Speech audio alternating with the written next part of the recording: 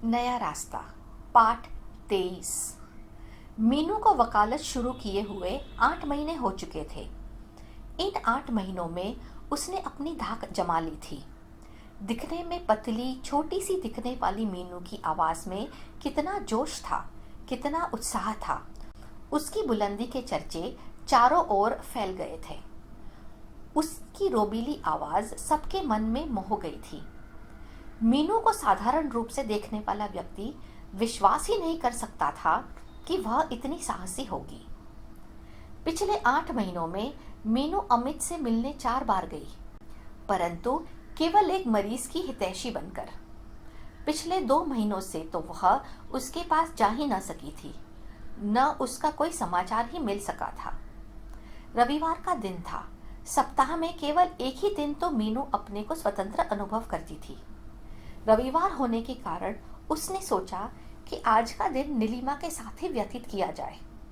वह नीलिमा के घर जाने को ही थी कि इतने में उसकी छोटी बहन आशा अपने पति व बेटे के साथ वहां आ गई। मीनू आशा से लगभग 8 महीने बाद मिली थी। कितना परिवर्तन आ गया था आशा में। मां बनने के बाद काफी मोटी हो गई थी। यद्यपि वह मीनू से छोटी थी, परंतु मीनू उसके सामने काफी छोटी प्रतीत हो रही थी।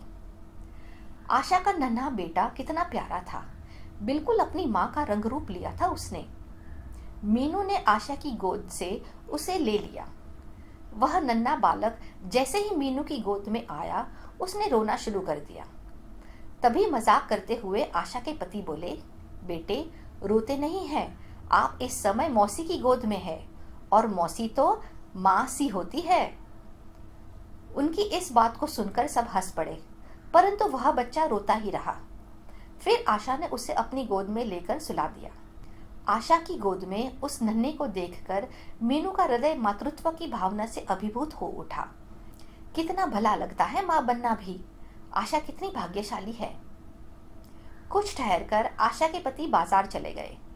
दोनों बहनें काफी दिनों के बाद मिली थी, इसलिए बहुत सी बातें इकट्ठी हो गई थी। घंटों तक बैठी दोनों बहनें बातें करती रही। बातों बातों में आशा मीनू से पूछ बैठी, दीदी अब तो आपकी वकालत पूरी हो गई है और आपने प्रैक्टिस भी शुरू कर दी है। अब आगे आपका क्या विचार है? आगे क्या विचार है इस बारे में तो अभी मैंने कुछ सोचा नहीं है। मीनू ने बड़ी लापरवाही से आशा के प्रश्नों का उत्तर दिया। दीदी इतनी लंबी जिंदगी पड़ी है। एक अवस्था ऐसी आती है जब अपने पति और बच्चों का ही सहारा होता है। आशा ने मीनू को समझाते हुए कहा, अभी इतनी जल्दी भी क्या है, फिर सोच लेंगे इस बारे में। यह कहकर मीनू वहां से उठ गई। आशा को लगा कि शायद विवाह की बात दीदी को अच्छी नहीं लगी। तभी आशा ने अपनी बात का विषय बदला और मीनू से माँ, पिताजी व रोहित की कुशलक्षेम पूछी।